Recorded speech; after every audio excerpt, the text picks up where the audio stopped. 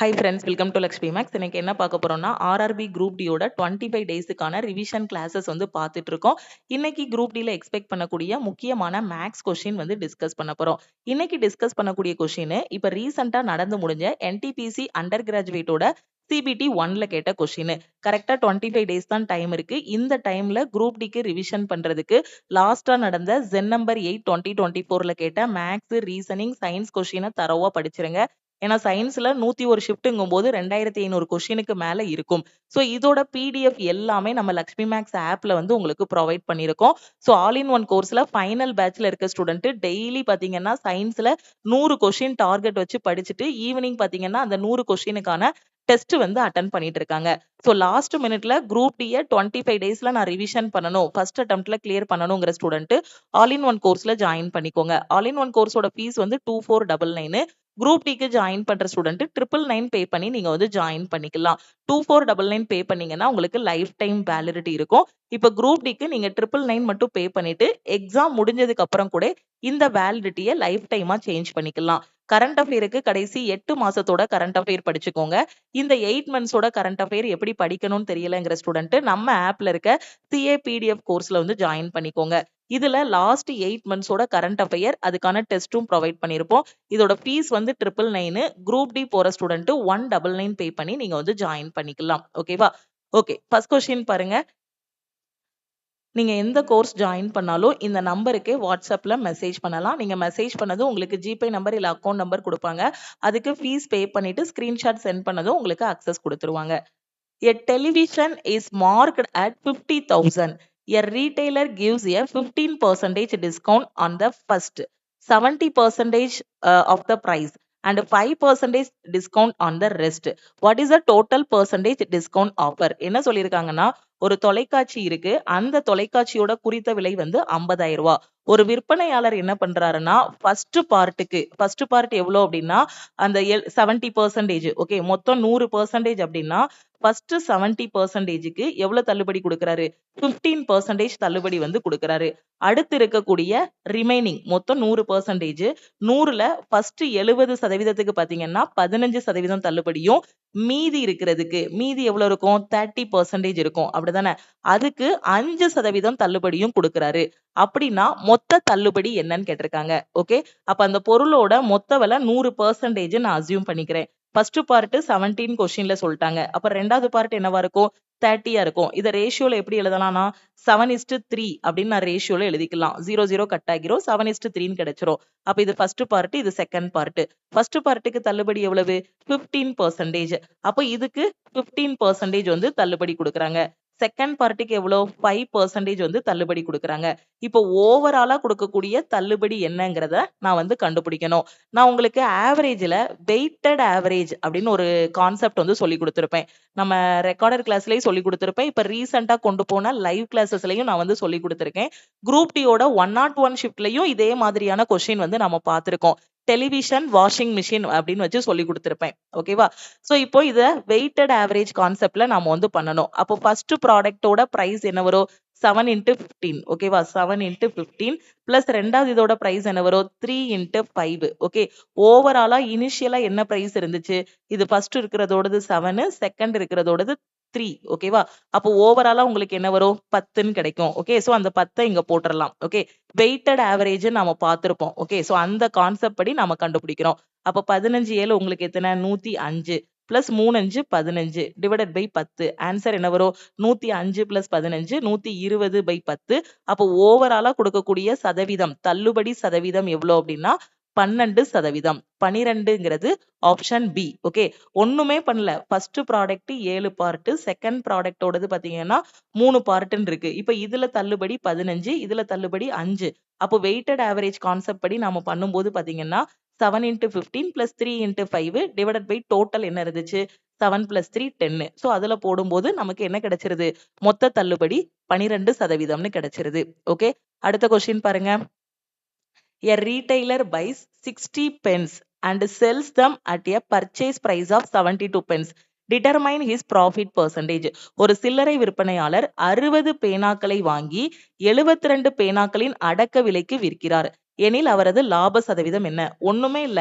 60 ரூபாய்க்கு ஒரு பொருளை வாங்கி 72 ரூபாய்க்கு வித்தாருன்னா ஒரு பேனாவோட விலை ₹1 வச்சுக்கோங்க. அப்ப 60 பேனா விக்கிறாரு. 60 பேனா வச்சிருக்காரு. அப்ப 60 பேனாவோட விலை எவ்வளவு? ₹60. அப்ப அது காஸ்ட் பிரைஸ்.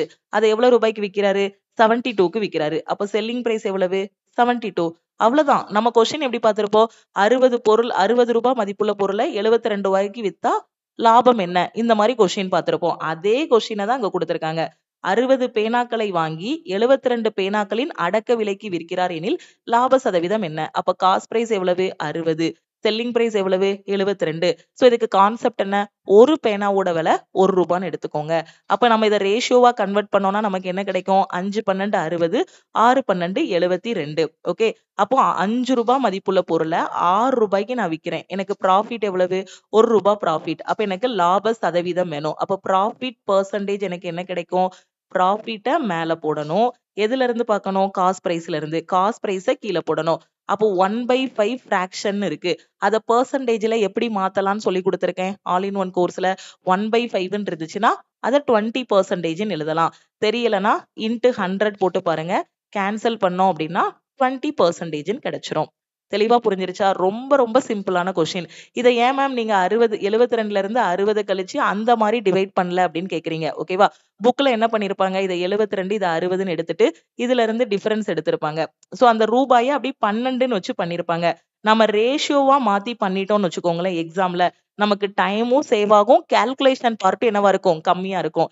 இப்ப இதை 12 டிவைடட் பை 60 இன்டு 100ன்னு போடும்போது நமக்கு கால்குலேட் பண்ண கொஞ்சம் கஷ்டமா இருக்கும். அதனால இதை ரேஷியோவா மாத்திட்டோம்னா cost price 5 part, selling price 6 பார்ட்ன்னு கிடைக்கும். அதுக்கப்புறம் ஈஸியா நம்ம என்ன பண்ணிரலாம்? கால்குலேட் பண்ணிரலாம். இந்த மாதிரி நம்ம கொஞ்சம் சுருக்கிட்டோம் அப்படின்னா டைம் சேவ் ஆகும். அடுத்த கொஸ்டின் பாருங்க. 9 power x minus 9 power x minus 1 equal to 72. Then the value of 2x minus 1 divided by 2x plus 3. 9 power x minus 9 power x minus 1 ஓட மதிப்பு 72 அப்படின்னா இதோட மதிப்பு என்ன அப்படின்னு கேட்டிருக்காங்க. அப்ப இதை எப்படி எழுதலாம்? கொஸ்டின்ல என்ன கொடுத்திருக்காங்க? 9 power x minus 9 power x minus 1 equal to 72ன்னு சொல்லியிருக்காங்க. ஓகே. சோ நமக்கு என்ன தெரியும்? 9 power x minus 1ஐயும் 9 பவர் 1ஐயும் நான் பெருக்கிறேன்னு வச்சுக்கோங்களேன். 9 பவர் x மைனஸ் 1ஐயும் 9 பவர் 1ஐயும் பெருக்கிறேன் அப்படின்னா எனக்கு ஆன்சர் என்ன கிடைக்கும்? a power m into a power nன்றதா எப்படி எழுதலாம்? a power m plus n எழுதலாம். அப்ப இது a. ரெண்டு பக்கமே சேம் அடிமானங்கள் தானே இருக்கு. சேம் பேஸ் தானே இருக்கு. அப்ப நம்ம எப்படி எழுதலாம்? 9 பவர் x மைனஸ் 1 பிளஸ் 1ன்னு எழுதிக்கலாம். அப்ப 9 பவர் எக்ஸ்ன்னு எழுதலாம். ஓகேவா? சோ இது ஏன் சொன்னேங்கிறது இனிதான் உங்களுக்கு புரியும். 9 பவர் எக்ஸ் மைனஸ் 1ஐயும் 9 பவர் 1ஐயும் பெருக்குனா எனக்கு ஆன்சர் என்ன கிடைக்கும்? 9 பவர் எக்ஸ்ன்னு கிடைக்கும். அப்ப இதுல இருந்து நான் என்ன பண்றேன்னா 9 பவர் எக்ஸ் மைனஸ் 1 பொதுவா எடுக்கிறேன். அப்ப 9 பவர் எக்ஸ் மைனஸ் 1 நான் பொதுவா எடுக்கிறேன் அப்படின்னா எனக்கு இங்க ஆன்சர் என்ன கிடைக்கும்? 9 பவர் எக்ஸ் மைனஸ் 1 பொதுவா எடுத்தா என்ன கிடைக்கும்? 9ன்னு கிடைக்குமா? இதுல இருந்து 9 பவர் எக்ஸ் மைனஸ் 1 பொதுவா எடுத்தேன் அப்படின்னா எனக்கு என்ன இருக்கும்? 9ன்னு இருக்கும். அதுதான் இங்க சொல்லி காட்டினேன். 9 பவர் எக்ஸ் மைனஸ் 1ஐயும் 9ஐயும் பெருக்குனேன் அப்படின்னா எனக்கு என்ன கிடைக்கும்? 9 பவர் எக்ஸ் கிடைக்கும். அப்ப இதுல இருந்து நான் 9 பவர் எக்ஸ் மைனஸ் 1 பொதுவா எடுத்தேன்னா இது எனக்கு எப்படி மாறும்? 9ன்னு மாறும். மைனஸ் இங்க 9 பவர் எக்ஸ் மைனஸ் 1 நான் பொதுவா எடுத்துட்டேன். அப்ப மிச்சம் என்ன இருக்கும்? 1 தான் இருக்கும். அப்படிதானே? இல்லைன்னா இதை வச்சு இதை கேன்சல் பண்ணி பாருங்க. சோ இது ரெண்டுல இருந்தும் இன்னும் சிம்பிளா நான் சொல்லி தரேன் பாருங்க. ரெண்டுல இருந்தும் 9 பவர் எக்ஸ் மைனஸ் 1 நான் பொதுவா எடுத்துட்டேன். ஓகேவா? அப்ப இதுல இருந்து பொதுவா எடுத்துட்டேன்னா நான் இதை எப்படி எழுதலாம்? 9 பவர் எக்ஸ் மைனஸ் 1 இன்ட்டு இந்த 9 பவர் எக்ஸ் மைனஸ் 1 வச்சு இதை பெருக்கி பாருங்க உங்களுக்கு ஆன்சர் என்ன வருதுன்னு. என்ன வரும்? 9 பவர் எக்ஸே திருப்பி கிடைக்கும். புரியுதா? இப்ப நார்மலா நமக்கு 10 மைனஸ் 2 இருக்குன்னா அதுல இருந்து எப்படி எடுக்கலாம்? 2 பொதுவா எடுத்து 5 மைனஸ் 1ன்னு எழுதுவோம் இல்லையா? அதே மாதிரி தான் நான் என்ன பண்ணிருக்கேன்னா இது ரெண்டுலயுமே 9 பவர் எக்ஸ் மைனஸ் 1 பொதுவா இருக்கு. அதை எடுக்கும்போது எனக்கு என்ன கிடைக்கும்னா 9 மைனஸ் 1ன்னு கிடைக்கும். ஓகே. 9 மைனஸ் 1 எத்தனை? 8 ஈக்குவல் டு அந்த 72 அப்படி எழுதிடலாம். ஓகே. அப்ப 72 நான் எப்படி எழுதலாம்? 9 into 8ன்னு எழுதலாம். அப்படி இல்லைன்னா டைரக்டா என்ன பண்ணிடலாம்? இந்த 8 கீழே கொண்டு போயிடலாம். 9 power x minus 1 equal to 72 divided by 8ன்னு கிடைக்கும். ஸோ 9 8 72. அப்போ 9 power x minus one equal to 9ன்னு கிடைக்கும். அப்ப அடிமானங்கள் ரெண்டுமே உங்களுக்கு ஈக்குவலா இருக்கு. அப்ப எந்த நம்பருக்கு மேலனாலும் என்ன இருக்கதா அர்த்தம்? 1 இருக்கதா அர்த்தம். 0ன்னு போட்டு விட்டுறாதீங்க. எனிதிங் பவர் 0 வந்து 1. ஓகேவா? இப்ப a பவர் 1 வந்து என்னது? ஏன்னு எழுதலாம். 9 பவர் 1 எப்படி எழுதலாம்? 9ன்னு எழுதலாம். அப்ப அடிமானங்கள் ரெண்டும் சமமா இருக்கு. இந்த அடுக்குகளை சமப்படுத்தணும்னா x minus one equal to 1ன்னு இருக்கும். இதுல இருந்து எக்ஸோட வேல்யூ என்ன கிடைக்கும்? 2 அப்படின்னு கிடைக்கும். அப்ப எக்ஸோட வேல்யூ 2ன்னு கண்டுபிடிச்சாச்சு.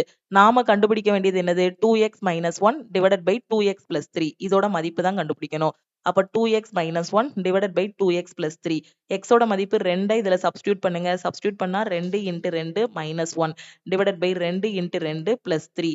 அப்ப ஆன்சர் என்ன கிடைக்கும்? 4 minus 1 3. 4 plus 3 7. அப்ப ஆன்சர் என்ன அப்படின்னா 3/7. 3/7ங்கிறது ஆப்ஷன் ஏ. கிளியரா புரியுதா? இந்த இடத்துல நீங்க புரிஞ்சுக்க வேண்டியது என்ன அப்படின்னா நம்ம வந்து அந்த சமப்படுத்தி தான் எக்ஸோட மதிப்பு கண்டுபிடிக்க முடியும். அதனால இதுல இருக்கக்கூடிய எக்ஸ் மைனஸ் ஒன் இருக்கிறதுலே சின்ன நம்பரை வெளியெடுக்கும். அப்படித்தானே பண்ணுவோம். இங்க 10 மைனஸ் 2 உதாரணத்துக்கு 10 மைனஸ் 2 இருந்துச்சுன்னா இதுல இருந்து எதை பொதுவா எடுக்கலாம்? இது ரெண்டுக்கும் பொதுவான சின்ன நம்பர் 2. அதை பொதுவா எடுக்கலாம். அதே மாதிரி 9 பவர் எக்ஸுக்கும் 9 பவர் எக்ஸ் மைனஸ் ஒன்னுக்கும் பொதுவான நம்பர் வந்து சின்ன நம்பர்னு பார்த்தோம்னா 9 பவர் எக்ஸ் மைனஸ் ஒன். அதனால இதை வெளியில எடுக்கும். இதை வெளியில எடுக்கும் போது இங்க 9 மைனஸ் ஒன் ஈக்குவல் டு 72ன்னு கிடைக்கும். இது 8 அதை கேன்சல் பண்ணும்போது 9ன்னு இருக்கும். ஈஸியா x minus one equal to 1ன்னு ஈக்குவேட் பண்ணி எக்ஸோட வேல்யூ 2ன்னு கண்டுபிடிச்சாச்சு. அடுத்த கொஸ்டின். இந்த கொஸ்டின்ல பாருங்க. 2 trains X and Y are running on parallel tracks. Train X is 200 meter long and travels 72 km per hour. Train Y is 300 meter long. If the trains are traveling in opposite direction, they pass each other completely in 15 seconds. Trains were traveling in same direction. How long would it take for the faster train to overtake the slower one? ரொம்ப ஈஸியான question. 2 train வந்து இருக்கு. 2 ரயில்கள் X மற்றும் Y இணையாக உள்ள தண்டவாளங்களில் செல்கின்றன. ரயில் எக்ஸோட நீளம் பாத்தீங்கன்னா 200 மீட்டர். அதோட வேகம் வந்து 72 கிலோமீட்டர் பெர் ஹவர். இன்னொரு ட்ரெயின் இருக்கு. ஓகேவா? சோ இங்க ஒரு ட்ரெயின் போகுது, இங்க ஒரு ட்ரெயின் போகுது. ஓகேவா? ரயில் ஒய்யோட நீளம் வந்து 300 மீட்டர். இந்த ரயில் வந்து எதிரெதிர் திசையில போகுது அப்படின்னா ஒண்ணுக்கு ஆப்போசிட் டைரக்ஷன்ல, ஒன்னு இந்த டைரக்ஷன்ல போகுது, ஒன்னு இந்த டைரக்ஷன்ல போகுது அப்படின்னா ஒண்ணு கடக்கிறதுக்கு எவ்வளவு நேரம் ஆகும் அப்படின்னா 15 செகண்ட் ஆகும். இப்போ இதே ட்ரெயின் சேம் டைரக்ஷன்ல போச்சுன்னா ஒரே திசையில் பயணித்தால் வேகமா போற ட்ரெயின் ஸ்லோவா போற ட்ரெயினை கடக்கிறதுக்கு எவ்வளவு நேரம் ஆகும்? ரொம்ப சிம்பிளான கொஸ்டின் தான். பாக்குறதுக்கு தான் பெரிய பேராகிராஃபா கொடுத்திருக்காங்க. அப்ப என்ன சொல்லியிருக்காங்க? ஃபர்ஸ்ட் ட்ரெயின்ல நமக்கு லென்த் வந்து கொடுத்திருக்காங்க. ஃபர்ஸ்ட் ட்ரெயினோட லென்த் வந்து 200 மீட்டர்.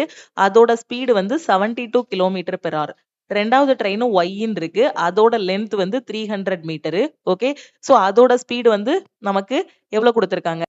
அதோட ஸ்பீடு வந்து குடுக்கல. ஓகே. ரெண்டும் ஒண்ணு கடக்கிறதுக்கு எவ்வளவு நேரம் ஆகுது? ஆப்போசிட் டைரக்ஷன்ல போனா 15 செகண்ட்ஸ் வந்து ஆகுது. ஓகே. ஒரு ட்ரெயின் இன்னொரு ட்ரெயினை கடக்குது அப்படின்னா அந்த இடத்துல டிஸ்டன்ஸ்ங்கிறது யாரு? 2 ட்ரெயினோட லென்த்தையும் ஆட் பண்ணணும். அதுதான் நமக்கு வந்து என்னது? டிஸ்டன்ஸ். அப்ப இந்த இடத்துல டிஸ்டன்ஸ்ங்கிறது யாரு? ஃபர்ஸ்ட் ட்ரெயினோட லென்த் பிளஸ் செகண்ட் ட்ரெயினோட லென்த். இதுதான் நமக்கு டிஸ்டன்ஸ். அப்போ நமக்கு இங்க டிஸ்டன்ஸ் ஈக்குவல் டு என்னன்னு தெரிஞ்சிரும்? 200 பிளஸ் 300 500ன்னு தெரிஞ்சிரும். நமக்கு என்ன தெரியும்? Speed equal to distance divided by time. இதுல இருந்து எப்படி எழுதலாம்? Distance equal to speed into டைம்னு எழுதலாமா? ஓகே. அப்ப டிஸ்டன்ஸ் எவ்வளவு நமக்கு? 500. ஓகே. ஸ்பீடு. இப்போ ஸ்பீடு வந்து எப்படி கண்டுபிடிக்கணும்? இந்த ட்ரெயினுக்கு ஒரு ஸ்பீட் இருக்கும், இந்த ட்ரெயினுக்கு ஒரு ஸ்பீட் இருக்கும். அப்ப 2 ட்ரெயின் சேம் டைரக்ஷன்ல போனா ரிலேட்டிவ் ஸ்பீட் என்னது? 2 ட்ரெயினுக்குள்ள ஸ்பீடுக்கும் டிஃபரன்ஸ் எடுக்கணும். அதுதான் ரிலேட்டிவ் ஸ்பீடு. இப்போ நமக்கு ஃபர்ஸ்ட் கேஸ்ல என்ன ஆகுது? 2 ட்ரெயினும் ஆப்போசிட் டைரக்ஷன்ல போகுது. அப்ப என்ன பண்ணணும்? ஆப்போசிட் டைரக்ஷன் அப்படின்னா நம்ம வந்து ஸ்பீட ரிலேட்டிவ் ஸ்பீடுக்கு என்ன பண்ணணும்? ஆட் பண்ணணும். அப்ப இந்த ட்ரெயினோட ஸ்பீடு எவ்வளவு? 72. இந்த ட்ரெயினோட ஸ்பீட வேணா ஒய்ன்னு வச்சுக்கோங்க. அப்ப 72 பிளஸ் ஒய். ஓகே. சோ இங்க நமக்கு இது வந்து எதுல இருக்கு? மீட்டர்ல இருக்கு. இந்த ஸ்பீடு வந்து எதுல இருக்கு? கிலோமீட்டர் பெர் ஹவர்ல இருக்கு. அப்ப இத மீட்டர் பெர் செகண்டா மாத்திக்கலாமா? எல்லாத்தையும் ஒரே யூனிட்டா கன்வெர்ட் பண்ணிக்கணும். அப்போ கிலோமீட்டர் பெர் ஹவர்ல இருந்து மீட்டர் பெர் செகண்டா மாத்தணும்னா என்ன பண்ணணும்னு சொல்லியிருக்கேன்? 5/80 மல்டிப்ளை பண்ணணும். புரியுதா நான் என்ன சொல்றேன்னு? ஒண்ணுமே இல்ல. Distance equal to speed into டைம்ல போட போறோம். 2 ட்ரெயின் போறதுனால இங்க டிஸ்டன்ஸ்ங்கிறது 2 பேரோட லென்த் தான் டிஸ்டன்ஸ். அதனால 500 நீங்க போட்டுட்டேன்.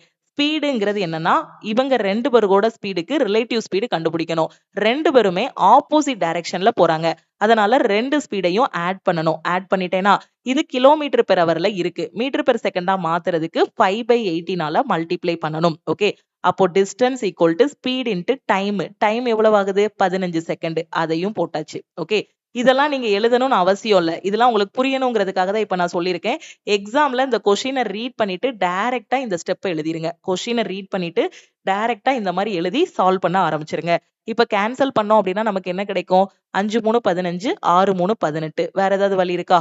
ஓரஞ்சு 5 100 டைம் போகும். திருப்பி ஓரஞ்சு 5 25 100. ஓகே. 6 இங்க கொண்டு போயிருங்க. அப்ப 20 into 6 120. 120 equal to 72 plus y. இதுல இருந்து y equal to 120 minus 72. Answer என்ன கிடைக்கும்? 48 கிலோமீட்டர் பெர் ஹவர்னு கிடைக்கும். அப்போ 2வது ட்ரெயினோட ஸ்பீடு வந்து கிடைச்சிருது. இந்த ட்ரெயினோட ஸ்பீடு வந்து என்ன கண்டுபிடிச்சிட்டோம்? 48 கிலோமீட்டர் பெர் ஹவர்னு கண்டுபிடிச்சாச்சு. இப்போ நாம என்ன கண்டுபிடிக்கணும்? சேம் கதை தான். சேம் ஸ்டோரி தான். இப்ப 2 பேருமே சேம் டைரக்ஷன்ல போனாங்க அப்படின்னா, வேகமா போற ட்ரெயின், ஸ்லோவா போற ட்ரெயின முந்துறதுக்கு எவ்வளோ டைம் ஆகும்னு கேட்டிருக்காங்க. ஓகே. சோ அதுல அப்படி ஈஸியா சப்ஸ்டிட்யூட் பண்ணுங்க. நமக்கு என்ன தெரியும்? இங்க டிஸ்டன்ஸ் இருக்கு. டிஸ்டன்ஸ் எவ்வளவு? 500ன்னு தெரியுமா? 2வது கேஸ்ல என்ன நடக்கு? Distance equal to speed into டைம்ன்னு தெரியும். டிஸ்டன்ஸ் எவ்வளவு? 500. ஓகே. ஸ்பீடு. இங்க ஸ்பீடு என்னது? சேம் டைரக்ஷன்ல போறான்னு சொல்லிட்டாங்க. 2வது கேஸ்ல என்னது? 2 பேருமே சேம் டைரக்ஷன்ல போறாங்க. அப்ப ஃபர்ஸ்ட் போறவனோட ஸ்பீடு எவ்வளவு? 72. 2வது போறவனோட ஸ்பீடு எவ்வளவு? 48. அப்ப ரிலேட்டிவ் ஸ்பீடு எப்படி கண்டுபிடிக்கணும்? கேஸ் 2க்கு நாம 2க்கும் டிஃபரன்ஸ் எடுக்கணும். அப்ப 72 மைனஸ் 48 ஆன்சர் என்ன வரும்? 24ன்னு கிடைக்கும். அப்ப ஸ்பீடு வந்து 24 கிலோமீட்டர் பெர் ஹவர்ல இருக்கு. அத மீட்டர் பெர் செகண்டா மாத்துறதுக்கு 5/80 மல்டிப்ளை பண்ணணும். சோ டைம் தான் கேட்டிருக்காங்க. சோ இன்டு டி போட்டுறலாமா? புரியுதா? ஓகே. இப்ப சேம் டைரக்ஷன்ல போறாங்க. அவ்வளவுதான் டிஃபரன்ஸ். ஃபர்ஸ்ட் ஆப்போசிட் டைரக்ஷன்ல போனா, இப்ப சேம் டைரக்ஷன்ல போனாங்கன்னா எவ்வளவு டைம் ஆகும்ங்கறத நம்ம கண்டுபிடிக்கணும். அப்ப கேன்சல் பண்ணோம்னா என்ன வரும்? 3 6 18, 4 6 24. 1 3 3. சாரி, ஓரஞ்சு 5 100 டைம் கட் ஆகும். சோ திருப்பி நாம என்ன பண்ணலாம்? 1 நாள் 4, 25 நாள் 100. இந்த 3 எங்க கொண்டு வந்துட்டோம்னா t ஈக்குவல் டு 75 செகண்ட் அப்படின்னு கிடைக்கும். ரொம்ப ரொம்ப சிம்பிளான கொஸ்டின். 75 செகண்ட்ங்கிறது ஆப்ஷன் பி. ஓகே. ஃபர்ஸ்ட் குடுத்திருக்க க்ளூவ வச்சு 2வது ட்ரெயினோட ஸ்பீடு கண்டுபிடிக்கிறோம். அதுக்கப்புறம் சிம்பிளான கான்செப்ட் தான். 2 ட்ரெயினோட ஸ்பீடும் இருக்கு. அதோட லென்த் அதாவது டிஸ்டன்ஸும் இருக்கு. டிஸ்டன்ஸும் இருக்கு, ஸ்பீடும் இருக்குன்னா ஈஸியா டைம் கண்டுபிடிச்சாச்சு. கிளியரா? அடுத்த கொஸ்டின். ஓகே. இந்த மாதிரி ஒரு 4 இது குடுத்துட்டு, இதுல கஸ்டமருக்கு எது லீஸ்ட் பெனிஃபிஷியல்னு கேட்டிருக்காங்க. கொஸ்டின ரீட் பண்ணுங்க. A shopkeeper offers the following schemes on toys of the same marked price. ஓகேவா?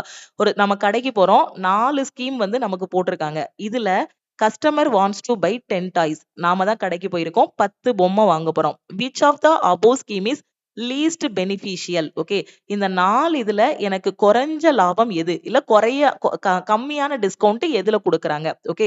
ஃபர்ஸ்ட் பாத்தீங்கன்னா சக்சஸிவ் டிஸ்கவுண்ட் 44 12ன்னு குடுக்குறாங்க. 2வது இதுல பாத்தீங்க அப்படின்னா 3 சக்சஸிவ் டிஸ்கவுண்ட் குடுக்குறாங்க. 18 43 23ன்னு. ஓகே. 3வது இதுல பாத்தீங்கன்னா 8% discount on the first 4 toys. மொத்தம் 10 வாங்குறேன்னா 10ல 4 பொம்மைக்கு 8% டிஸ்கவுண்ட்டும், அதுக்கு அடுத்து இருக்கக்கூடிய 6 பொம்மைக்கு 38% டிஸ்கவுண்ட்டும் குடுக்குறாங்க. அப்ப இத வெயிட்டட் ஆவரேஜ் கான்செப்ட் வச்சு பெர்சன்டேஜ் கண்டுபிடிச்சிடலாம். அடுத்து பாருங்க. On buying 10 items. 10 பொருள் வாங்குனீங்க அப்படின்னா உங்களுக்கு 7க்கு மட்டும் தான் பில் போடுவாங்க. மீதி 3 ஃப்ரீ. இதுதான் 4 கண்டிஷன். இதுல எது லீஸ்ட் பெனிஃபிஷியல்னு கண்டுபிடிக்கணும். ஒரு கடைக்காரர் ஒரே குறித்த விலை கொண்ட பொம்மைகளுக்கு பின்வரும் தள்ளுபடி திட்டங்களை வழங்குகிறார். ஃபர்ஸ்ட் கேஸ்ல பாருங்க. வாங்கப்படும் எத்தனை பொம்மைகளுக்கும் 44%, 12% என தொடர் தள்ளுபடிகள். அப்ப சக்சஸிவ் டிஸ்கவுண்ட் கொடுத்தாங்கன்னா சிங்கிள் டிஸ்கவுண்டா எப்படி மாத்துறது? A+B minus AB divided by 100. முன்னாடி உள்ள பேப்பர்லலாம் வெறுமனே இதை மட்டும் அப்ளை பண்ணி ஆன்சரை கண்டுபிடிச்சு சூஸ் பண்ற மாதிரி கொடுத்தாங்க. இப்ப வந்து காம்படிஷன் கொஞ்சம் ஹெவி ஆயிருச்சு இல்லையா? அதனாலதான் கொஞ்சம் கால்குலேட்டிவா இருக்கட்டும் அப்படிங்கிறதுக்கு இந்த மாதிரி 4 இது குடுத்திருக்காங்க. ஆனாலும் நம்ம இந்த இத வந்து எலிமினேட் பண்ணி ஈஸியா ஆன்சர் பண்ணிரலாம். அப்ப ஃபர்ஸ்ட் இருக்கிறதுக்கு மட்டும் முதல்ல கண்டுபிடிங்க. 44%, 12%க்கு சக்சஸிவ் டிஸ்கவுண்ட் என்ன வரும்? 44 + 12 - 44 × 12 டிவைடட் பை 100. ஓகே. அப்போ 44ஐயும் 12ஐயும் மல்டிப்ளை பண்ணா உங்களுக்கு என்ன வரும்? 528 வரும். ஓகே. ஸோ 528ன்னு கிடைக்கும். 2 டிஜிட் தள்ளி புள்ளி வச்சீங்கன்னா 5.28ன்னு கிடைக்கும். அப்ப இது ரெண்டையும் ஆட் பண்ணோம்னா 4 2 6 56. ஓகே. ஏன்னா இத வந்து 44 இன்டு 12 44 இன்டு 10 பிளஸ் 2ன்னு எழுதலாம். ஸோ 440 பிளஸ் 88ங்கும்போது உங்களுக்கு 528 வந்துரும். ஓகே. ஸோ உட்கார்ந்து 44 12 மல்டிப்ளை பண்ணக்கூடாது எக்ஸாம்ல. இந்த மாதிரி மைண்ட்லயே நீங்க என்ன பண்ணிக்கணும்? கொஞ்சம் அந்த மல்டிப்ளிகேஷன்லாம் கொஞ்சம் ஸ்பீடு பண்ணிக்கிட்டீங்க அப்படின்னா இந்த மாதிரி பண்ணிரலாம். ஓகே. சோ அப்ப இங்க என்ன வரும்? 56 மைனஸ் 5.28. அப்ப கிட்டத்தட்ட உங்களுக்கு அப்ராக்ஸிமேட்டா எவ்வளவு வரும்? ஒரு 50% வருமா? 51% இல்லன்னா 50.72 அப்படிதானே? 56 56ல 5 போனா 51. திருப்பி ஒரு 0.28 மைனஸ் பண்ணோம் அப்படின்னா 50.72% அப்படின்னு கிடைக்கும். ஓகே. அப்போ ஃபர்ஸ்ட் இருக்கிறதுல நமக்கு வழங்கக்கூடிய ஓவரால் தள்ளுபடி எவ்வளோனா 50.72. ஓகே. நமக்கு வந்து லீஸ்ட் பெனிஃபிஷியல் இருக்கிறதுலே கம்மியான தள்ளுபடி எதுன்னு தான் கொஸ்டின்ல கேட்டிருக்காங்க. ரெண்டாவது இதை நல்லா பாருங்க. 18% தள்ளுபடி, 43%, 23%. அப்போ இனி நமக்கு வரக்கூடிய நம்பர் 50 விட கம்மியா வரணும். அப்படிதானே? நமக்கு லீஸ்ட் பெனிஃபிஷியல் தான் கேட்டிருக்காங்க. இருக்கிறதுலே கம்மியான தள்ளுபடி தான் கேட்டிருக்காங்க. ஃபர்ஸ்ட் இருக்கிறதுக்கு தள்ளுபடி 50.72 தெரிஞ்சிருச்சு. அப்ப இனி வரக்கூடியது எல்லாமே இதை விட என்னவா இருக்கணும்? கம்மியா இருக்கணும். அப்பதான் நம்ம வந்து எது லீஸ்ட் பெனிஃபிஷியல்னு சொல்ல முடியும். இதை பார்த்த உடனே என்ன சொல்லிடலாம்? இந்த 50 விட அதிகமா வரும். அப்படிதானே? 44 12க்கே 50.72 வந்திருக்கு. இங்க 43 23க்கு போட்டோம்னு வச்சுக்கோங்களேன். இதுக்கு சக்சசிவ் டிஸ்கவுண்ட்ல போட்டோம்னா 43க்கும் 23க்கும் போடுவீங்க. வரக்கூடிய ஆன்சரை திருப்பி 18 கூட போடுவோம். அப்படி போடும்போது நமக்கு கண்டிப்பா 50 விட பெரிய நம்பர் வரும். அப்படிதானே? சோ இந்த 44 12க்கே 50 கிட்ட வந்திருக்குன்னா 18 43 20ன்னு தள்ளுபடி இருக்கு. அப்ப இதை விட அதிகமா வரும் இங்க. அதனால அதை வச்சே ஆப்ஷன் பி வந்து என்ன சொல்லிடலாம்? இது லீஸ்ட் பெனிஃபிஷியல் கிடையாது. இருக்கிறதுலே கம்மியான தள்ளுபடி இது கிடையாதுன்னு நாம சொல்லிடலாம். இப்போ ஆப்ஷன் ஏல என்ன வந்திருக்கு? 50.72 வந்திருக்கு.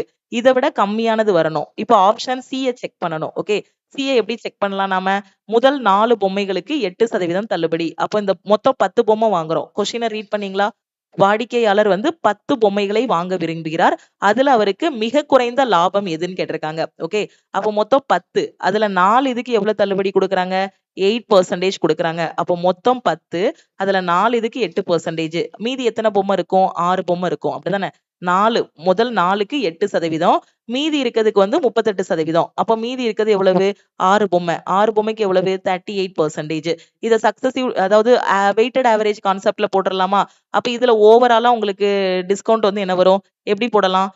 முதல் 4 இதுக்கு 8%. அப்ப 4 இதுக்கானது எவ்வளவு? 4 இன்டு 8 பிளஸ் அடுத்த 6 இதுக்கானது எவ்வளவு? 6 இன்டு 38 டிவைடட் பை இனிஷியலா எவ்வளவு இருந்துச்சு? 6 4 10. 6 பிளஸ் 4 10ன்னு போட்டுறலாம். அப்ப இதை மல்டிப்ளை பண்ணோம் அப்படின்னா உங்களுக்கு ஆன்சர் என்ன வரும்? 4 8 30 இங்க எழுதிக்கிறேன். ஓகே. சோ இல்லைன்னா இங்க எழுதுறேன். 4 8 32 பிளஸ் 38 இன்ட்டு 6 38 இன்ட்டு 6 எப்படி எழுதலாம்? 6 8 48 18 18 நாளும் 22. So 228 divided by 10. அப்ப ஆன்சர் என்ன வரும் இதுல? 260 வருமா? 32 28 60. சோ என்ன வரும்? 216 வரும். 200. ஓகேவா? So 200 60 260 divided by 10. அப்ப கேன்சல் பண்ணும்போது என்ன வருது? 26% கிடைக்கி. அப்ப ஆப்ஷன் சில எவ்வளவு வருது? 26%. ஆப்ஷன் ஏல எவ்வளவு வந்துச்சு? 50.72. ஓகேவா? அப்போ அதை விடவும் எதுல கம்மியா வருது? சில கம்மியா வருது. அப்ப இப்ப ஆப்ஷன் ஏயையும் நான் என்ன பண்ணிரலாம்? எலிமினேட் பண்ணிரலாம். இப்ப ஆப்ஷனுக்கு வாங்க. என்னெல்லாம் சொல்லியிருக்காங்க? ஓகே. டியும் ஆப்ஷன்ல இருக்கா? ரைட். டியையும் செக் பண்ணிருவோமா? இதுல என்ன சொல்லியிருக்காங்க? 10 பொருள் வாங்கும்போது 7 பொருளுக்கு மட்டும் நீங்க காசு கொடுத்தா போதும். மீதி வந்து உங்களுக்கு என்னது? டிஸ்கவுண்ட்னு சொல்றாங்க. அப்ப மொத்தம் எத்தனை வாங்குறோம்? 10 பொருள் வாங்குறோம். டிஸ்கவுண்ட் எவ்வளவு? மொத்தம் 10. அதுல டிஸ்கவுண்ட் வந்து எவ்வளவு கொடுக்குறாங்க உங்களுக்கு? 3. அப்படிதானே? நல்லா ரீட் பண்ணி பாருங்க. 10 பொருள் வாங்கும்போது வாடிக்கையாளருக்கு 7 பொருட்களுக்கு மட்டுமே கட்டணம் விதிக்கப்படுகிறது. அப்ப 10 வாங்குறீங்க. 10ல 7க்கு மட்டும் காசு கொடுத்தா போதும் அப்படின்னா மீதி 3 என்னது? ஃப்ரீ. அதாவது மீதி 3 உங்களுக்கு என்னது? டிஸ்கவுண்ட். அப்போ ஒரு பொருளோட விலை ₹1 எடுத்துக்கிட்டோம்னா 10 பொருளோட குறித்த விலை ₹10. டிஸ்கவுண்ட் ₹3. அப்ப டிஸ்கவுண்ட் பெர்சன்டேஜ் என்ன வரும்? டிஸ்கவுண்ட்ட மேல போடணும். கீழ வந்து மார்க் பிரைஸ போடணும். இன்டு 100 போடணும். அப்ப கேன்சல் பண்ணிட்டோம் அப்படின்னா இதுல உங்களுக்கு என்ன கிடைக்கி? 4வது இதுல 30%ன்னு கிடைக்கி. அப்ப 4வது இருக்கிறதுல உங்களுக்கு என்ன கிடைக்கி? 30%ன்னு கிடைக்கி. அப்ப இருக்கிறதுலே லீஸ்ட் பெனிஃபிஷியல் எது? ஆப்ஷன் சி தான் 26%.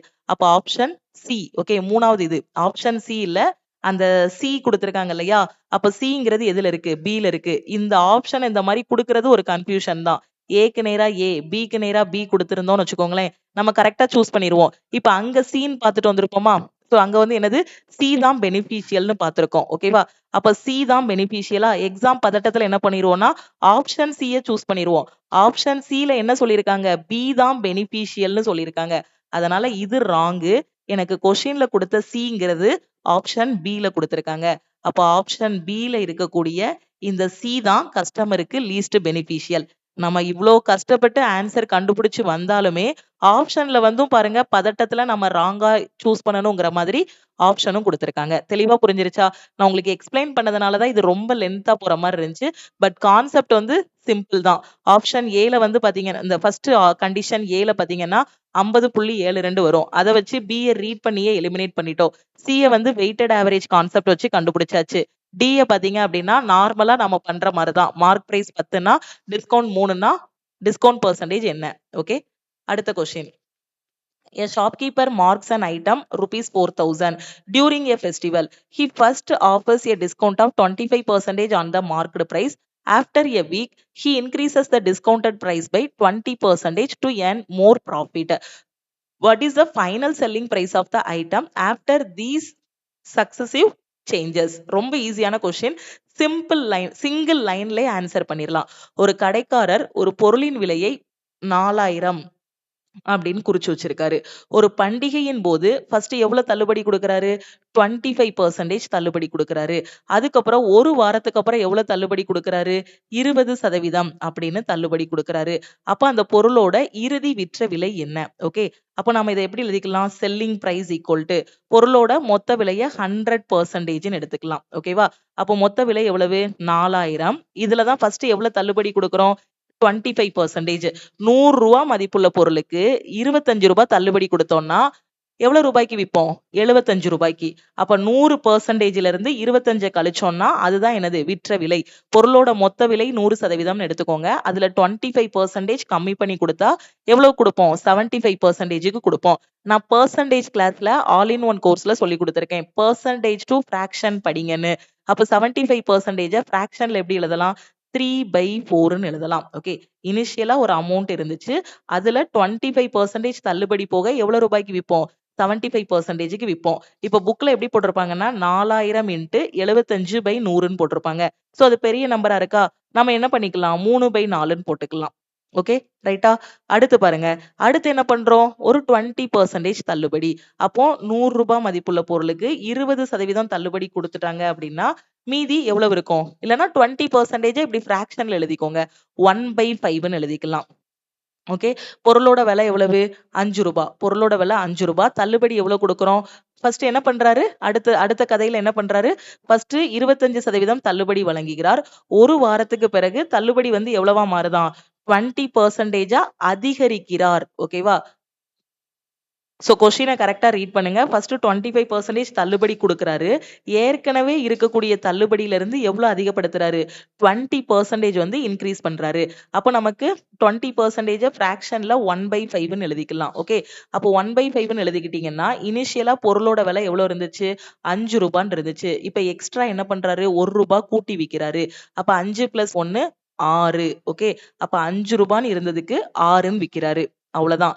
இத மட்டும் ஃப்ரேம் பண்ணிட்டீங்கன்னா போதும், ரொம்ப ஈஸி. ஓகே, நீங்க நிறைய பிராக்டிஸ் இருந்துச்சுன்னா இத பார்த்ததுமே இந்த மாதிரி எழுதிடலாம். இனிஷியலா 25% கம்மியா பண்றாரு. ஓகேவா, அப்ப 25% 1/4ன்னு எழுதலாம். ஓகே, அப்ப இது கம்மி பண்றாரு. அப்ப இனிஷியலா 4 பார்ட் இருந்துச்சு, அதுல இருந்து ஒரு பார்ட் கம்மி பண்றாரு. சோ 4 - 1 3, 3/4ன்னு போட்டுறலாம். இன்ட்டு ரெண்டாவது 20% இன்க்ரீஸ் பண்றாரு. 20% 1/5ன்னு ஃபிராக்ஷன்ல எழுதலாம். அப்ப இன்க்ரீஸ் தானே பண்றாரு, அதிகரிக்கிறார்னு சொல்லியிருக்காங்களா, அப்ப அத பிளஸ்ன்னு போட்டுக்கலாமா.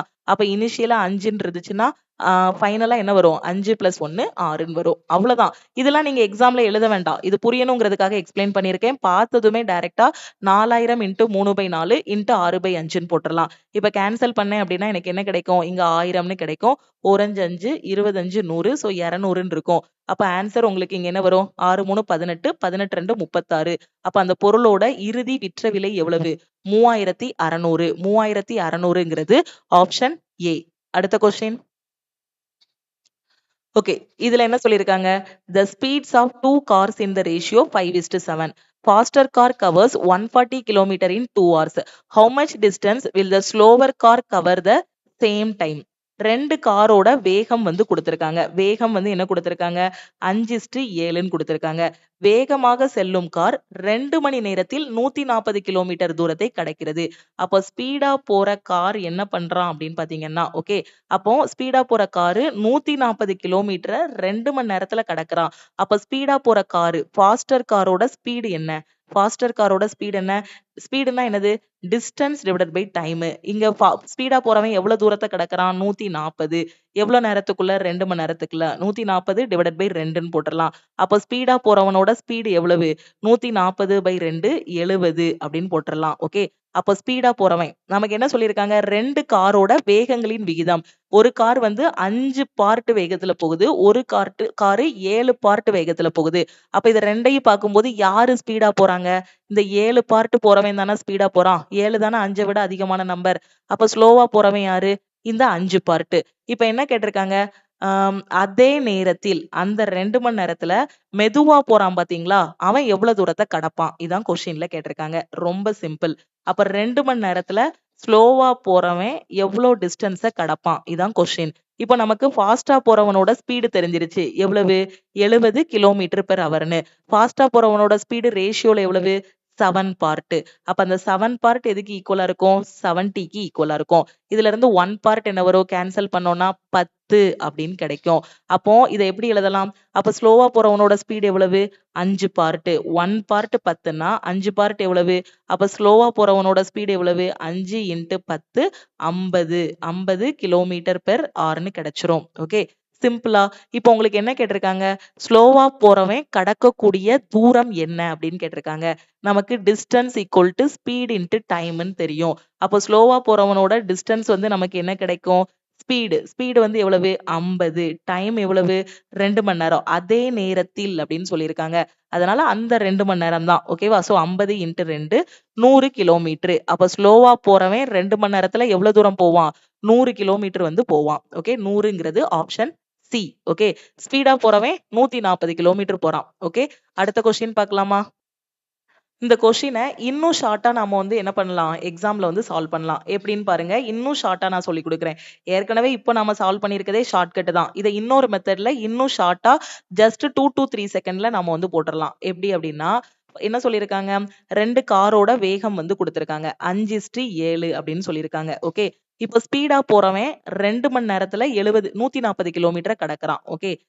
இதெல்லாம் கொஸ்டின்ல குடுத்தது. ஸ்பீடா போறவன் 2 மணி நேரத்துல எவ்வளவு தூரத்த கடக்குறான்? 140 கிலோமீட்டர வந்து கடக்குறான். ஓகே. அதே நேரத்தில் ஓகே. அதே 2 மணி நேரத்துல ஸ்லோவா போறவன் எவ்வளவு தூரத்த கடப்பான்?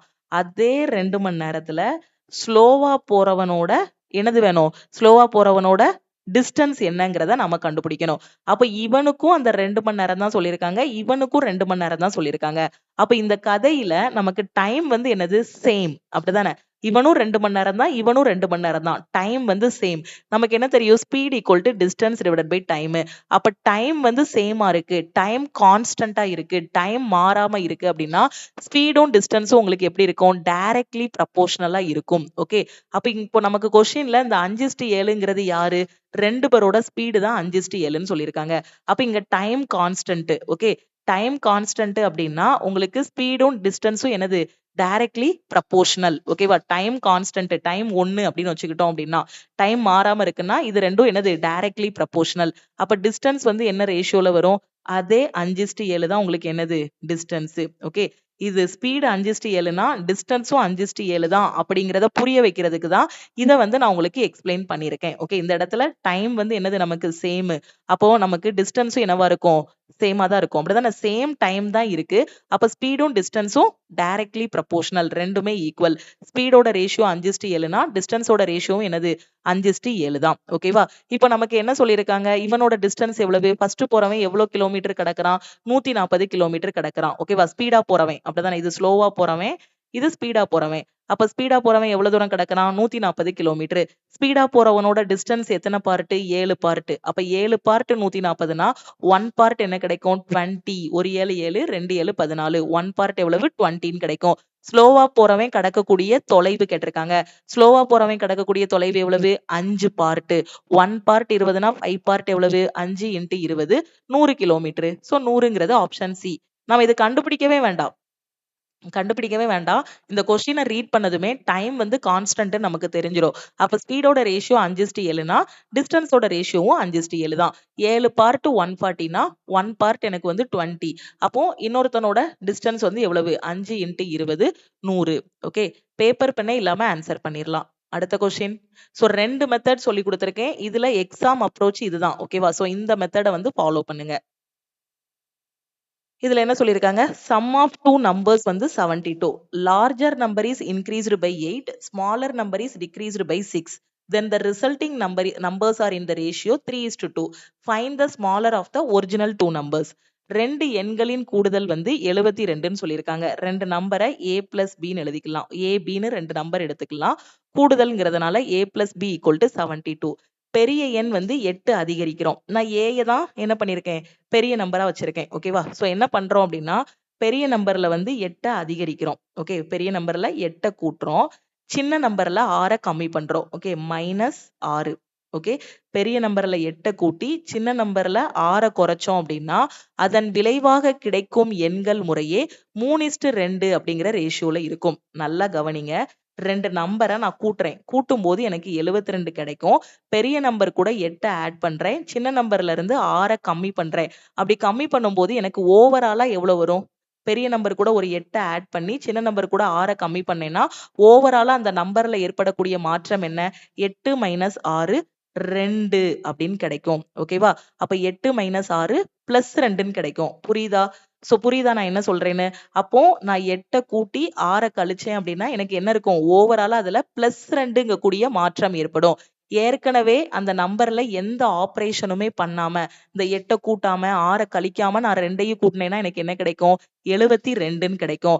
இப்போ நான் அது கூட 8 கூட்டி 6 கழிச்சேன் அப்படின்னா எனக்கு என்ன வருது? +2ன்னு வருது. அப்போ ஓவராலா அந்த நம்பர்ல எனக்கு என்ன மாற்றம் ஆகும்? 72ன்னு இருந்தது. இன்னொரு 2 கூடும். அப்ப 72 + 2 74. ஓகே, அந்த நம்பரோட கூட்டுத்தொகை இப்போ புதிய கூட்டுத்தொகை எனக்கு என்னவா இருக்கும்? 74ன்னு இருக்கும். நான் சொல்றது புரியுதா? புக்ல பாத்தீங்கன்னா எக்ஸ் வச்சு ரொம்ப கன்ஃபியூஸ் பண்ணி போட்டிருப்பாங்க. சோ அதையே ஃபாலோ பண்ணாதீங்க. நீங்க படிக்கிறது காம்படிட்டிவ் எக்ஸாம். ஷார்ட்கட் யூஸ் பண்ணுங்க. இது எக்ஸாம்ல பார்த்ததுமே நாம வந்து 74ன்னு சொல்லிடலாம். இனிஷியலா என்ன சொல்லியிருக்காங்க? ரெண்டு நம்பரை கூட்டினா 72. பெரிய நம்பர் கூட 8 கூட்டுறேன். சின்ன நம்பர் கூட 6 குறைக்கிறேன். அப்ப எனக்கு என்ன ஆகும்? 8 - 6 2 கூடும். ஓவரால்ல எவ்வளவு கூடும்? 2 கூடும். அப்படிதானே? ஃபார் எக்ஸாம்பிள் இப்ப நான் 66ன்னு ஒரு நம்பர் இருக்குன்னு வச்சுக்கோங்களேன். இது கூட 8 கூட்டி 6 குறைக்கிறேன். அப்ப எனக்கு என்ன ஆகும்? 66ன்னு இனிஷியலா ஒரு நம்பர் இருந்திருக்கு. 8 கூட்டி 6 குறைக்கிறேன் அப்படின்னா அது எனக்கு என்னவாகும்? 68ஆ மாறும். அப்படிதானே? அப்படிதானே மாறும். 68ஆ மாறும். இப்படி இப்போ இனிஷியலா 66ன்னு இருந்திருக்கு. 8 கூட்டி 6 குறைச்சீங்கன்னா 68ஆ மாறுது. அப்ப இனிஷியலா இருக்கிறதுல இருந்து எவ்வளவு கூடுது? 2 கூடுது. இதுதான் கான்செப்ட். அப்ப இனிஷியலா 72, 8 கூட்டி 6 குறைச்சேன் அப்படின்னா அது எப்படி மாறும்? 74ஆ மாறும். அப்ப நியூ நம்பர் எனக்கு எவ்வளவு? 74. எக்ஸாம்ல இத பார்த்ததுமே 74ன்னு நீங்க வந்து என்ன பண்ணிரலாம்? எழுதிரலாம். நியூ நம்பரோட கூட்டுத்தொகை. ஓகே, நியூ நம்பரோட கூட்டுத்தொகை வந்து 74.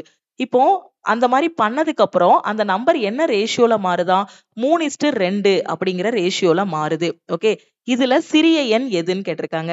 அப்போ நமக்கு இந்த ரிசல்டன் வந்து எப்படி மாறுது? 3:2 அப்படின்னு மாறுது. இதுல ஸ்மாலர் நம்பர் என்ன அப்படின்னு கேட்டிருக்காங்க. சோ எப்படி பண்ணலாம்? 3:2. ஃபர்ஸ்ட் நம்பர் வந்து 3 பார்ட், ரெண்டாவது நம்பர் வந்து 2 பார்ட். அப்போ ஓவராலா 5 பார்ட். அந்த 5 பார்ட் எதுக்கு ஈக்குவலா இருக்கும் உங்களுக்கு? 74க்கு ஈக்குவலா இருக்கும். 5 இது வந்து என்னது? ரிசல்டன் நியூவா வரக்கூடியது. ஓகே, கான்செப்ட வந்து தெளிவா புரிஞ்சுக்கோங்க. அப்ப 5 பார்ட் 74. இதுல இருந்து 1 பார்ட் என்ன கிடைக்கும்? 1 பார்ட் என்ன கிடைக்கும்? 74/5 அப்படின்னு கிடைக்குமா? இப்போ நமக்கு என்ன கேட்டிருக்காங்க? ஸ்மாலர் நம்பர் கேட்டிருக்காங்க. ரிசல்டன்ட் ஸ்மாலர் நம்பர்ல ரிசல்டன்ட் ரேஷியோ நமக்கு என்னது? 2 பார்ட். அப்போ 1 பார்ட் 74/5னா ஸ்மாலர் பார்ட்டோட ரிசல்டன்ட் ஓகேவா? ஸ்மாலர் பார்ட் இந்த ஆப்பரேஷன் எல்லாம் பண்ணதுக்கு அப்புறம் எத்தனை பார்ட் இருக்கு? 2 பார்ட். அப்ப 2 × 74/5ன்னு கிடைக்கும். ஓகே. சோ அப்ப இத ஃபிராக்ஷன்ல எப்படி எழுதலாம் நாம? 14 எப்படி எழுதலாம்? இங்க 2 × 74/5ன்னு இருக்கு. மேலையும் கீழயும் 2ஆல மல்டிப்ளை பண்ணுவோமா? அப்படி பண்ணிட்டோம்னா, இங்க 5 2 10ன்னு வந்துரும். 1 டிஜிட் தள்ளி மட்டும் புள்ளி வச்சிரலாம். ஸோ 74 74 டபுள் பண்ணோம் அப்படின்னா, நமக்கு 148 148 இன்னொரு டைம் டபுள் பண்ணோம் அப்படின்னா, 296 அப்ப இத எப்படி எழுதலாம்? 29.6ன்னு எழுதலாம். ஓகே. இதெல்லாம் ட்ரிக்ஸ். இப்ப என்ன பண்ணலாம்? 74யும் 2யும் மல்டிப்ளை பண்ணி 5ஆல டிவைட் பண்ணணும். ஸோ அப்ப அது கொஞ்சம் கஷ்டமா இருக்கும் எனக்கு டிவைட் பண்ண. அதனால நான் என்ன பண்ணிக்கிறேன், மேலையும் கீழயும் 2ஆல மல்டிப்ளை பண்ணிட்டு, கீழ இருக்கிறத வந்து 0ல வர்ற மாதிரி 10 100 அந்த மாரி வர்ற மாரி மாத்திக்கணும்.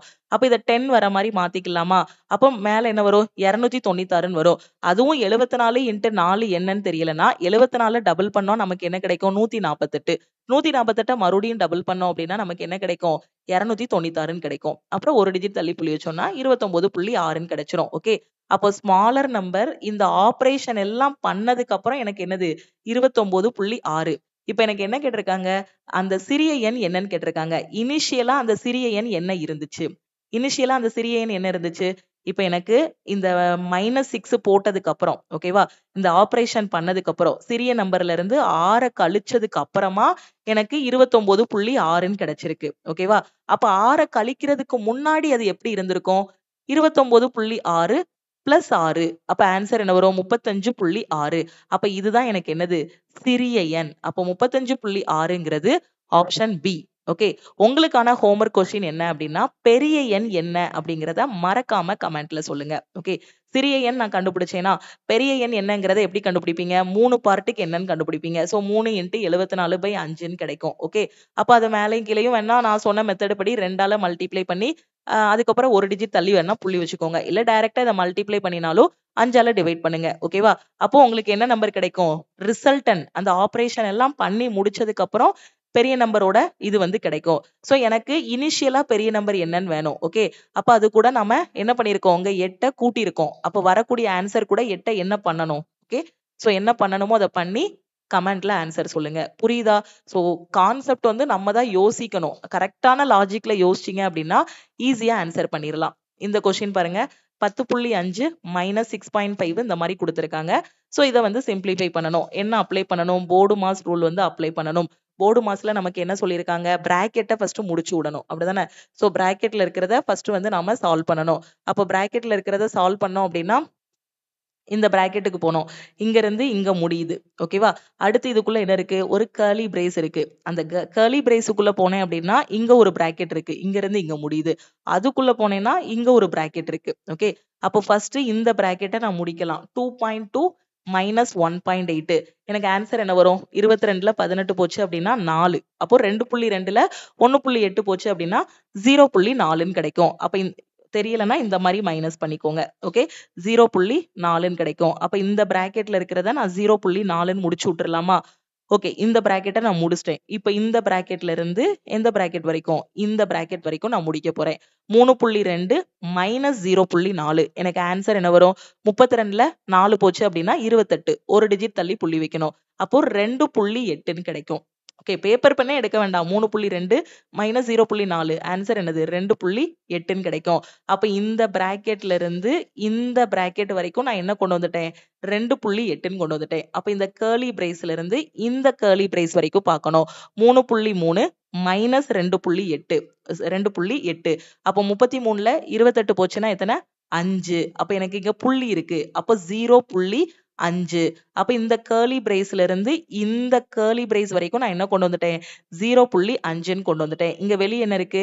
6.5 அப்ப 6.5 இந்த பிராக்கெட்ல இருந்து இந்த பிராக்கெட் வரை பார்க்க போறோம். 6.5ல இருந்து 0.5 போச்சுன்னா எத்தனை? 6.5ல அரை போச்சுன்னா எத்தனை? 6 அப்ப இந்த பிராக்கெட்ல இருந்து இந்த பிராக்கெட் வரைக்கும் நான் என்ன சொல்லிரலாம்? 6 அப்படின்னு சொல்லிரலாம். ஓகே. அப்படியே நம்ம பேப்பர் பென்னே எடுக்க வேண்டாம். ஒவ்வொரு பிராக்கெட்டா முடிச்சுக்கிட்டே வரணும். அப்ப வெளிய என்ன இருக்கு 10.5 10.5 மைனஸ் இந்த பிராக்கெட்டை நான் என்ன கொண்டு வந்துட்டேன் 6ன்னு சிம்பிளிஃபை பண்ணி கொண்டு வந்துட்டேன். அப்போ 10.5 மைனஸ் 6 10ல 6 போனா எத்தனை 10ல 6 போனா நமக்கு 4 இங்க ஒரு 0.5 இருக்கு. சோ அப்ப என்ன சொல்லிடலாம் நாம 4.5ன்னு சொல்லிடலாம். 10ல 6 போனா 4 அப்போ 10.5ல 6 போனா எத்தனை 4.5 அவ்வளவுதான் 4.5ங்கிறது ஆப்ஷன் சி. தெரியலனா 10.5 மைனஸ் மைனஸ் என்ன போடணும் 6ன்னு போடணும் 6.0ன்னு போடுங்க 5 10ல 6 போனா 4 4.5 அதுக்கு டைரக்டாவே நமக்கு என்ன தெரியும் 10ல 6 போனா 4 இங்க ஒரு 0.5 இருக்கு. சோ 4.5 புரிஞ்சிருச்சா? அடுத்த question sin of 6a equal to cos of 12a. Find the value of tan of 9a plus cot of 9a ன்னு சொல்லியிருக்காங்க. நமக்கு என்ன தெரியும்? நான் லைவ் கிளாஸ்ல சொல்லி கொடுத்துருக்கேன். நீங்க பிகினரா இருக்கிறீங்க, உங்களுக்கு மேக்ஸ்ல பேசிக் எதுவுமே தெரியலனா, திருப்பியும் சொல்றேன் ஆல் இன் ஒன் கோர்ஸ்ல நீங்க வந்து ஜாயின் பண்ணிக்கோங்க. ஒரு டைம் தான் 2499 பே பண்ண போறீங்க. லைஃப் டைம் வேலிடிட்டி இருக்கும். அதே இப்போ குரூப் டிக்கு படிக்கிறீங்கன்னா அந்த ஸ்டூடெண்ட் வெறும் 999 மட்டும் பே பண்ணி ஜாயின் பண்ணிக்கலாம். ஓகேவா? ஏன்னா பேசிக் தெரியாம நம்ம வந்து ஸ்பீட வந்து இம்ப்ரூவ் பண்ண முடியாது மேக்ஸ்ல. அதனால ஃபர்ஸ்ட் ஆல் இன் ஒன் கோர்ஸ்ல பேசிக்ஸ் எல்லாமே கத்துக்கோங்க. a plus b வந்து 90 டிகிரியா இருக்கும்போது நமக்கு என்ன தெரியும் sin a equal to cos b. அதே மாதிரி tan a equal to cot b அப்படின்னு தெரியும். அதே மாதிரி வேற என்ன சொல்லலாம் secant a equal to cosecant b அப்படின்னு நமக்கு தெரியும். ஓகே, எப்போ a plus b வந்து 90 டிகிரியா இருக்கும்போது a plus b 90 டிகிரி அப்படின்னா sin a equal to cos b, tan a equal to cot b, secant a equal to cosecant b. இங்க பாருங்க நமக்கு sin a இதை ஏன்னு எடுத்துக்கோங்க ஃபுல்லா இருக்கிறத sin a equal to cos b. சில புக்ல sin x equal to cos x ன்னு போட்டிருப்பாங்க. இது என்ன வேரியபிள்னாலும் நீங்க வந்து யூஸ் பண்ணிக்கலாம். ஓகே, அப்போ இது நம்ம 9th ஸ்டாண்டர்ட்லயே படிச்சதுதான். ஓகேவா? நம்ம ட்ரிக்னாமெட்ரிலயே நான் உங்களுக்கு சொல்லி கொடுத்திருக்கேன். அப்ப இது இந்த வேல்யூ ஃபுல்லா ஏன்னு எடுத்துக்கலாம், இது பின்னு எடுத்துக்கலாம். இங்க பாருங்க சைனும் காசும் ஈக்குவலா இருக்கா? சைனும் காசும் ஈக்குவலா இருந்துச்சுன்னா நமக்கு என்ன தெரியும் a plus b equal to 90 டிகிரின்னு தெரியும். அப்படிதானே? அப்போ நமக்கு இது a இது b யோட வேல்யூ. அப்ப a plus b னா என்ன வரும் 6a plus 12a 6a plus 12a equal to 90 degree. 18 எத்தனை சாரி 12 எத்தனை 18 12 எத்தனை 18 18a equal to 90. அதுல இருந்து a யோட வேல்யூ உங்களுக்கு என்ன கிடைக்கும் ஒரு 18 18 5 18 90. அப்ப a யோட வேல்யூ 5ன்னு கிடைச்சிரும். நாம என்ன கண்டுபிடிக்கணும் tan 9a plus cot 9a. அப்ப tan 9 into a a யோட மதிப்பு எவ்வளவு 5 9 into 5 45 plus cot 9 into 5 45. tan 45 ஓட மதிப்பு என்ன 1 cot 45 ஓட மதிப்பும் அதுதான். ஏன்னா tan ஓட தலைகீழி தான் cot. 1 தலைகீழ போட்டாலும் 1 தான் கிடைக்கும். அப்போ 1 plus 1 equal to 2. ஆன்சர் என்னது 2. 2ங்கிறது ஆப்ஷன் சி. அடுத்த கொஸ்டின் ஓகே, இதுல என்ன சொல்லியிருக்காங்க 2 taps can fill a cistern in 4 hours 11 hours respectively.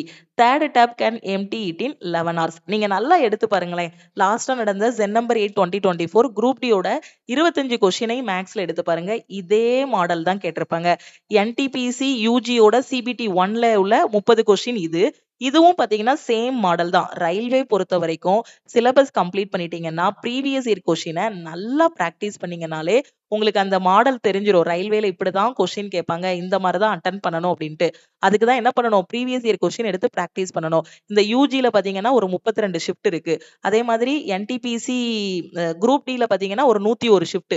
எவ்வளவு பேப்பர் கையில இருக்குன்னு பாருங்க. இவ்வளவே நீங்க பிராக்டிஸ் பண்ணிட்டீங்கனாலே எக்ஸாம் கிளியர் பண்ணிடலாம். சோ பிராக்டிஸ் பண்ண உங்களுக்கு ஸ்பீடு வந்துரும்.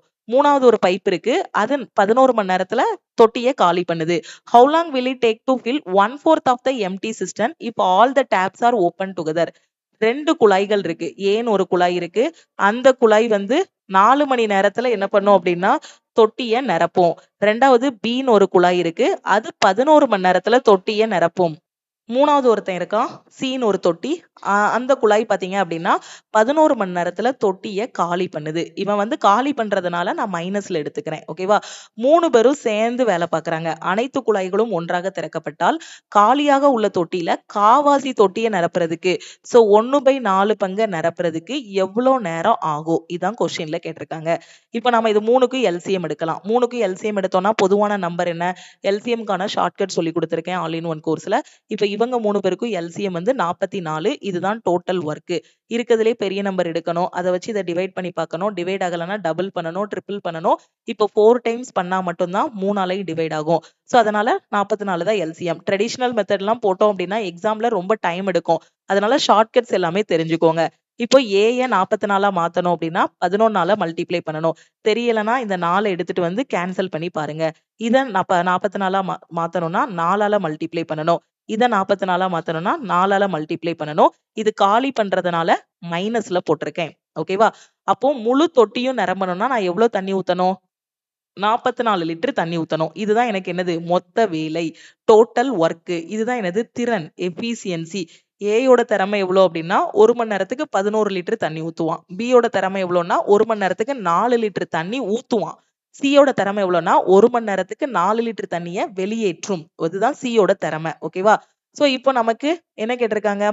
தொட்டி காலியா இருக்கும்போது காவாசி தொட்டியை நிரப்புறதுக்கு எவ்வளவு நேரம் ஆகும்? ஓகே. அப்ப முழு தொட்டியை நிரம்பணும்னா 44 லிட்டர் ஊத்தணும். அப்ப காவாசி தொட்டினா எத்தனை லிட்டர் ஊத்தணும்? இன்ட்டு கால் போட்டுடலாமா? முழுசு அப்படின்னா 44.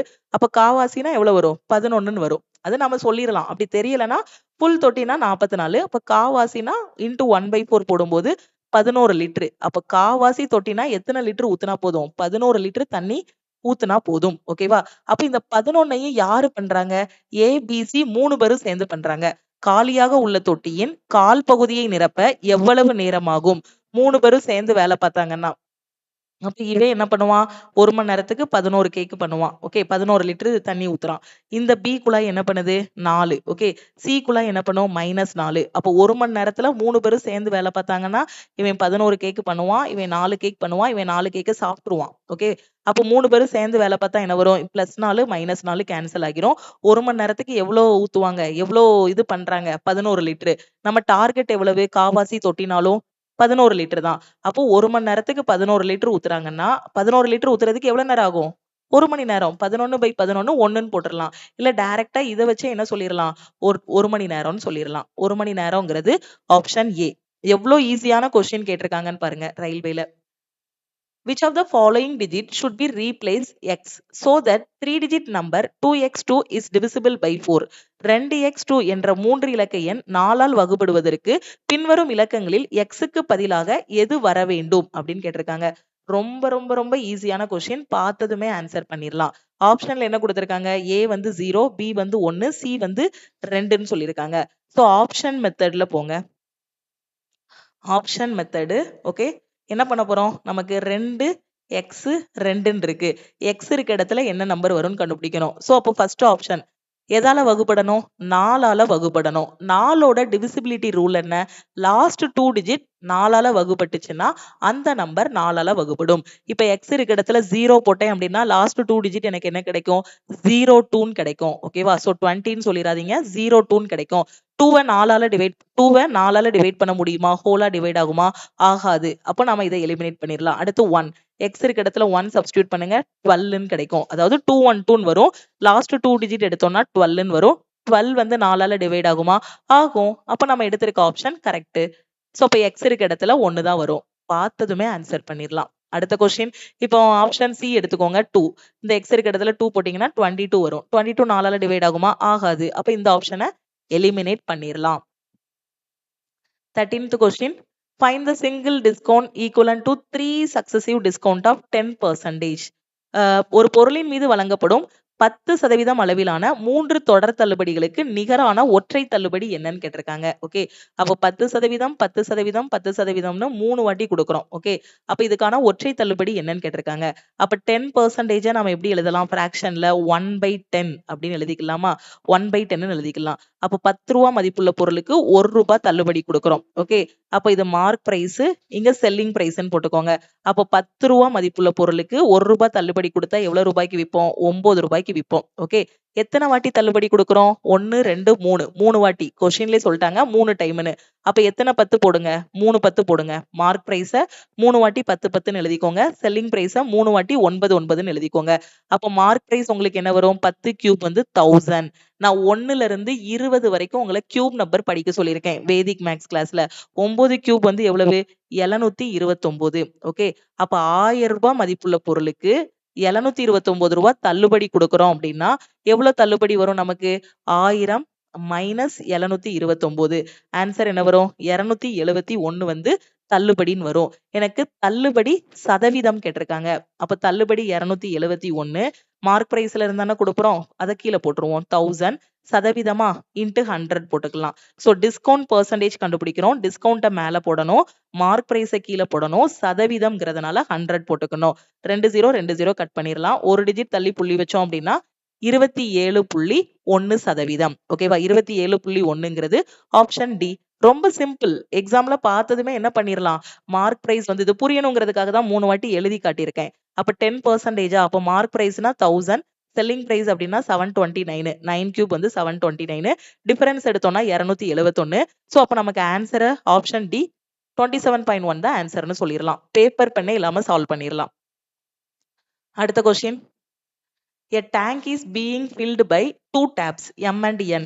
M fills the tank 18 hours. N fills the tank in 9 hours. A leakage at the bottom. அந்த லீக்கேஜ் இருக்கு. பாருங்க, எம்னு ஒரு டேங்க் இருக்கு, எம்னு ஒரு பைப் இருக்கு, அது 18 மணி நேரத்துல ஃபில் பண்ணுது. என்னன்னு ஒரு பைப் இருக்கு, அது 9 மணி நேரத்துல ஃபில் பண்ணுது. இன்னொரு பாட்டம்ல இருக்கு, அதை வேணா எல்லுன்னு வச்சுக்கிடுவோமா? பாட்டம்ல ஒரு பைப் இருக்கு, அது தண்ணிய காலி பண்ணக்கூடியது. அது 27 மணி நேரத்துல தொட்டியை காலி பண்ணுது. How long will it take to fill the empty tank completely if both the taps are opened while the leakage continues? என்ன சொல்லியிருக்காங்க அப்படின்னா, 3 பேரும் சேர்ந்து வேலை பார்த்தாங்க அப்படின்னா எவ்வளவு நேரத்துல வேலையை முடிப்பாங்க? நிரப்பக்கூடிய குழாயும் திறந்திருக்கு, லீக்கேஜ் பண்ணக்கூடிய குழாயும் திறந்திருக்கு அப்படின்னா தொட்டி நிரம்ப எவ்வளவு நேரம் ஆகும்? ஒரு தொட்டியானது M மற்றும் N ஆகிய 2 குழாய்களால் நிரப்பப்படுகிறது. M வந்து 18 மணி நேரத்திலையும் N வந்து 9 மணி நேரத்திலையும் தொட்டியை நிரப்பும். தொட்டியோட அடிப்பகுதியில ஒரு கசிவு குழாய் வந்து இருக்கு. அந்த கசிவு குழாய் வந்து 27 மணி நேரத்துல தொட்டியை காலி பண்ணும்.